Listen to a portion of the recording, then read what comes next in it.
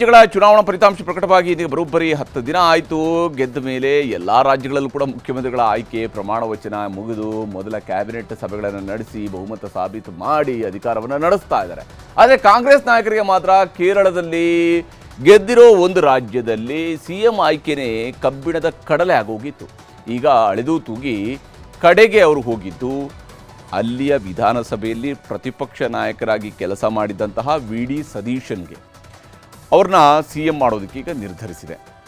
ದೇವರನಾಡು ಕೇರಳಕ್ಕೆ ಬರೋಬ್ಬರಿ 10 ವರ್ಷಗಳ ಬಳಿಕ ಕಾಂಗ್ರೆಸ್ಗೆ ಒಂದು ಅಧಿಕಾರದ ಸಿಹಿ ಸಿಕ್ಕಿರುವಂಥದ್ದು ಮತ್ತು ಕಳೆದ 10 ದಿನಗಳಿಂದ ಹಲವು ಸುತ್ತಿನ ಲೆಕ್ಕಾಚಾರ, ಸಾಧಕ ಬಾಧಕಗಳು, ಬಹಳಷ್ಟು ಸಮಾಲೋಚನೆಗಳು, ಇದರ ನಡುವೆ ಬಹಳಷ್ಟು ಕ್ಯಾಂಪೇನ್ಗಳು, ಪಕ್ಷದ ಒಳಗಡೆ ನಡೆದಿರುವಂತಹ ಕ್ಯಾಂಪೇನ್ಗಳು, ಇದೆಲ್ಲ ಆದಮೇಲೆ ಈಗ ವಿ.ಡಿ. ಸತೀಶನ್ ಅವರನ್ನು ಸಿ ಎಂ ಆಗಿ ಆಯ್ಕೆ ಮಾಡ್ಕೊಂಡಿದ್ದಾರೆ.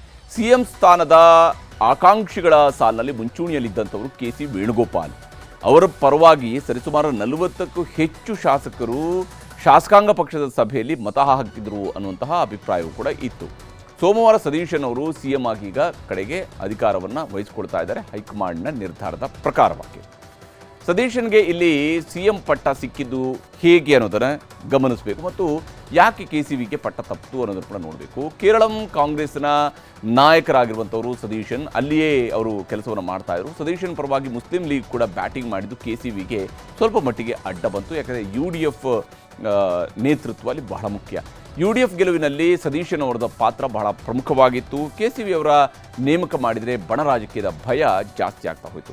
ಸತೀಶನ್ ಅವರ ಪರವಾಗಿ ಶಾಸಕರ ಒಲವು ಕೂಡ ದೊಡ್ಡ ಮಟ್ಟದಲ್ಲೇ ಇತ್ತು, ವಿಶೇಷವಾಗಿ ಮತದಾರರ ಒಲವು ಇತ್ತು ಅವರ ಪರವಾಗಿ. ಆದರೆ ಕಾರ್ಯಕರ್ತರ ಜೊತೆಗೆ ಕೆ.ಸಿ.ವಿ ಅವರಿಗೆ ಅಷ್ಟು ಒಲವು ಅಥವಾ ಒಡನಾಟ ಇರಲಿಲ್ಲ ಅನ್ನುವಂಥ ಅವ್ರಿಗೆ ನೆಗೆಟಿವ್ ಕೂಡ ಆಯಿತು. ಇನ್ನು ಸ್ಥಳೀಯ ಯುವಕರನ್ನು ಸೆಳೆಯುವಂತಹ ಚರಿಷ್ಮಾ ಕೂಡ ವಿ.ಡಿ. ಸತೀಶನ್ ಅವ್ರಿಗೆ ಇತ್ತು ಮತ್ತು ಸತೀಶನ್ ಅವರೊಬ್ಬರು ಮಾತ್ರನೇ ಅಲ್ಲಿಯ ಮಾಸ್ ಲೀಡರ್ ಆಗಿ ಇದ್ದರು. ಹೇಗೆ ಕರ್ನಾಟಕದಲ್ಲಿ ಸಿದ್ದರಾಮಯ್ಯನವರ ವಿಚಾರ ಇತ್ತು ಅದೇ ಸ್ವರೂಪದಲ್ಲಿ ಸತೀಶನ್ ಅವರ ವಿಚಾರವೂ ಕೂಡ ಇತ್ತು ಅನ್ನೋದನ್ನು ಇಲ್ಲಿ ಗಮನಿಸಬೇಕಾಗಿರುವಂತಹ ಸಂಗತಿ. ಸಿ ಎಂ ಆಗಿ ಆಯ್ಕೆಯಾಗಿರುವಂತಹ ಸತೀಶನ್ ಅವರಿಗೆ ವೇಣುಗೋಪಾಲ್, ರಮೇಶ್ ಚೆನ್ನಿತ್ತಲ ಅವರನ್ನು ವಿಶ್ವಾಸಕ್ಕೆ ತೆಗೆದುಕೊಳ್ಳುವಂತಹ ಸವಾಲಿದೆ. ಇತ್ತ ಕೆ.ಸಿ. ವೇಣುಗೋಪಾಲ್ ಕೂಡ ನಾಯಕರ ನಿರ್ಧಾರವೇ ಅಂತಿಮ, ಹೈಕಮಾಂಡ್ ನಿರ್ಧಾರಕ್ಕೆ ಬದ್ಧ ಅಂತ ಹೇಳಿದ್ದಾರೆ. ಈ ಮಧ್ಯೆ ಕಾಂಗ್ರೆಸ್ ಸಂಭ್ರಮ ಕೂಡ ಕೇರಳದಲ್ಲಿ ಜೋರಾಗಿತ್ತು. ಇನ್ನು ಪಶ್ಚಿಮ ಬಂಗಾಳ, ತಮಿಳುನಾಡು, ಕೇರಳ ಸೇರಿದಂತೆ 5 ರಾಜ್ಯಗಳ ವಿಧಾನಸಭೆ ಚುನಾವಣೆ ಮುಗಿದು ವಿವಿಧ ಪಕ್ಷಗಳು ಅಧಿಕಾರಕ್ಕೆ ಏರಿದ್ದು ಆಯಿತು. ಈ ಚುನಾವಣೆಗಳಲ್ಲಿ ಬಹಳ ದೊಡ್ಡ ಸದ್ದು ಮಾಡಿದ್ದು, ಪ್ರಚಾರಕ್ಕಿಂತ ಹೆಚ್ಚು ಸದ್ದು ಮಾಡಿದ್ದು ಮತಪಟ್ಟಿಯ ವಿಶೇಷ ಪರಿಷ್ಕರಣೆ. ಈಗ 3ನೇ ಹಂತದ SIRನಲ್ಲಿ ಕರ್ನಾಟಕ ಸೇರಿದಂತೆ 16 ರಾಜ್ಯಗಳಲ್ಲಿ ಈ ಪ್ರಕ್ರಿಯೆ ನಡೀತಾ ಇದೆ. ಅದಕ್ಕೆ ಬೇಕಾದ ಮುಹೂರ್ತ ಈಗ ಫಿಕ್ಸ್ ಆಗಿದೆ. ದೇಶದಲ್ಲಿ 3ನೇ ಹಂತದ ವಿಶೇಷ ಮತಪಟ್ಟಿ ಪರಿಷ್ಕರಣೆಗೆ ಕೇಂದ್ರ ಚುನಾವಣಾ ಆಯೋಗ ಅಧಿಸೂಚನೆಯನ್ನು ಹೊರಡಿಸಿದೆ. ಜೂನ್ 30ರಿಂದ ಕರ್ನಾಟಕ ಸೇರಿದಂತೆ 16 ರಾಜ್ಯಗಳು, ಕೇಂದ್ರಾಡಳಿತ ಪ್ರದೇಶಗಳಾದ ದೆಹಲಿ, ದಿಯು ದಮನ್, ಚಂಡೀಗಢದಲ್ಲಿ SIR ಪ್ರಕ್ರಿಯೆ ಶುರುವಾಗ್ತಾ ಇದೆ. ಕಾಂಗ್ರೆಸ್ ವಿರೋಧದ ನಡುವೆಯೇ ಮುಂದಿನ ಎಲೆಕ್ಷನ್ಗಳಿಗೆ ಆಯೋಗ ಭರ್ಜರಿ ತಯಾರಿಯನ್ನು ನಡೆಸಿದೆ. ಕೇಂದ್ರ ಚುನಾವಣಾ ಆಯೋಗದ ಮುಖ್ಯಸ್ಥ ಜ್ಞಾನೇಶ್ ಕುಮಾರ್ ಈ ಬಗ್ಗೆ ಮಾಹಿತಿಯನ್ನು ಹಂಚಿಕೊಂಡಿದ್ದಾರೆ. ದೇಶಾದ್ಯಂತ 3ನೇ ಹಂತದ SIR 16 ರಾಜ್ಯ, 3 ಕೇಂದ್ರಾಡಳಿತ ಪ್ರದೇಶಗಳಲ್ಲಿ ಏಕಕಾಲಕ್ಕೆ ನಡೆಯುತ್ತೆ.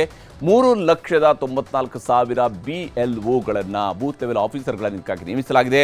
3,42,000 ಬೂತ್ ಲೆವೆಲ್ ಏಜೆಂಟ್ಗಳನ್ನು ಇದಕ್ಕಾಗಿ ನೇಮಕ ಮಾಡಲಾಗಿದೆ. 36,73,00,000 ಮತದಾರರ ಪರಿಶೀಲನೆ ಇದರಲ್ಲಿ ನಡೆಯುತ್ತೆ. 2011ರ ಜನಗಣತಿಯನ್ನು ಆಧರಿಸಿ ಮನೆಗಳನ್ನು ಲೆಕ್ಕ ಹಾಕಲಾಗುತ್ತೆ. ಅಧಿಕಾರಿಗಳು ಪಕ್ಷಗಳ ಏಜೆಂಟ್ಗಳಿಂದ ಸರ್ವೆಯನ್ನು ನಡೆಸಲಾಗುತ್ತೆ. ಪ್ರತಿ ಬೂತ್ಗೂ ಕೂಡ ಪಕ್ಷಗಳಿಂದ ಏಜೆಂಟ್ಗಳನ್ನು ನೇಮಕ ಮಾಡಿಕೊಂಡು ಅಕ್ರಮವಾಗಿ ನೆಲೆಸಿದಂಥವ್ರು ಯಾರು, ಸತ್ತವರ ಹೆಸರುಗಳು ಯಾವುದು ಅನ್ನೋದನ್ನು ನೋಡಿಕೊಂಡು ಡಿಲೀಟ್ ಮಾಡಲಾಗುತ್ತೆ. 2 ಕ್ಷೇತ್ರಗಳಲ್ಲಿ ಯಾವುದಾದ್ರೂ ವ್ಯಕ್ತಿಯ ಹೆಸರಿದ್ದರೆ ಮತಪಟ್ಟಿಯಲ್ಲಿದ್ದರೆ ಅಂಥವ್ರ ಹೆಸರುಗಳನ್ನು ಕೂಡ ಡಿಲೀಟ್ ಮಾಡಿಸಲಾಗುತ್ತೆ. ಹೀಗೆ ಕರ್ನಾಟಕದಲ್ಲಿ ನಡೆಯುವಂತಹ SIR ಪ್ರಕ್ರಿಯೆ ಜೂನ್ 30ರಿಂದ ಶುರುವಾಗುತ್ತೆ. 59,050 BLOಗಳ ನೇಮಕ ಮಾಡಲಾಗಿದೆ. 25,284 BLAಗಳನ್ನು ಕೂಡ ಇದಕ್ಕೆ ನೇಮಿಸಲಾಗಿದೆ. ಹಾಗೆಯೇ 5,55,74,064 ಮತದಾರರ ಪರಿಶೀಲನೆ ಇದರಲ್ಲಿ ನಡೆಯುತ್ತೆ. ಜೂನ್ 30ರಿಂದ ಜುಲೈ 29ರವರೆಗೆ ಮನೆ ಭೇಟಿ, ಜುಲೈ 29ರಿಂದ ಬೂತ್ಗಳ ವಿಂಗಡಣೆ ಕಾರ್ಯವೂ ಕೂಡ ನಡೆಸಲಾಗುತ್ತೆ. ಹಾಗೆಯೇ ಆಗಸ್ಟ್ 5ರಂದು ಮತದಾರರ ಕರಡು ಪ್ರತಿ ಸಿದ್ಧಗೊಳ್ಳುತ್ತೆ. ಆಗಸ್ಟ್ 5ರಿಂದ ಸೆಪ್ಟೆಂಬರ್ 4ರವರೆಗೆ ಆಕ್ಷೇಪಣೆಗೆ ಅವಕಾಶ ಇರುತ್ತೆ. ಅಕ್ಟೋಬರ್ 7ಕ್ಕೆ ಅಂತಿಮ ಮತದಾರರ ಪಟ್ಟಿ ಪ್ರಕಟಗೊಳ್ಳುತ್ತೆ. ಇದು GB ಎಲೆಕ್ಷನ್ಗೆ ಅನ್ವಯ ಆಗುತ್ತಾ ಇಲ್ವಾ ಅನ್ನುವಂಥದ್ದನ್ನು ನೋಡಬೇಕು. ಯಾಕಂದರೆ ಜೂನ್ 30ರೊಳಗಡೆ ಪ್ರಕ್ರಿಯೆ ನಡೆಯುತ್ತಾ ಇಲ್ವಾ ಅನ್ನೋಂಥ ಪ್ರಶ್ನೆ ಇದ್ದೇ ಇದೆ.